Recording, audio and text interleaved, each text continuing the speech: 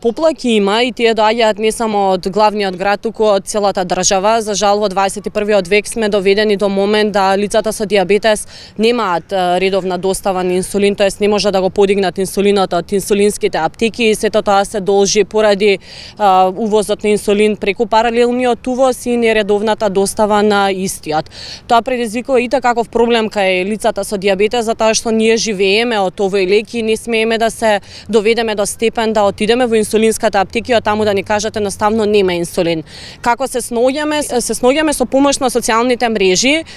Живееме во модерна ера каде што преку неколку пораки може да дојдеме во контакт меѓусебен и на тој начин си позајмуваме инсулин, праќаме преку луѓе кои што ги знаеме, преку автобуси, нешто кое што во ниеден случај не смее да биде практика, а за нас за жал тоа е секојдневие. Колку време трае оваа ноќна мора за диабетичарите? Па целиот проблем настана пред неколку години кога започна целиот момент со увозот на инсулин преку паралелен увоз, со тоа што компаниите кои што го доставуваат инсулинот не може да ги извршат набавките како што треба, затоа што нас нема многу во Република Македонија, посебно оние кои што користиме инсулин и веќе неколку години се соочуваме секојдневно со овој проблем. Проблем е за децата, за родителите, за младите, но и за возрастните. Со оглед на тоа дека се уште нема распишано тендер за набавка на инсулин, повидок ли е нова инсулинска криза во државата? Па веројатно ќе има, да, затоа што по правило тендерот би требало негде като е за лихите да трае до месец ноември. Веќе се соочуваме со проблемот дека нема инсулин, имаше некој интервентен тендер распишан кој што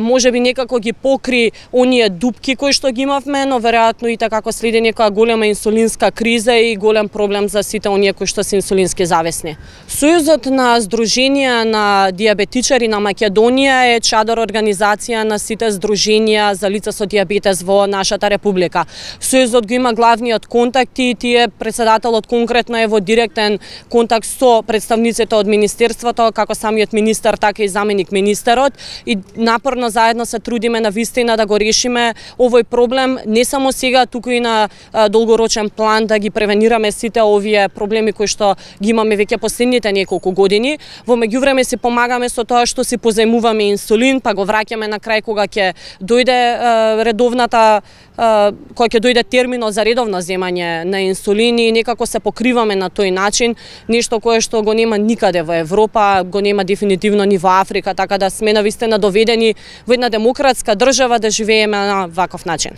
Многу дискутираме за квалитетот на самите глукометри, апаратчињата за мерење на шеќер и сите оние помагала кои што се практика во Европа, не морам да зборувам за целиот свет. Кај нас некогаш пред неколку години ги имавме, сега за жал веќе ги немаме, квалитетот на оние кои што ги имаме е под голем знак прашалник затоа што не ги задоволува последните ИСО стандарди. Нас денот не зависи од таа бројка која што ние гледаме во тој апарат и од круцијално значење тие да бидат навистина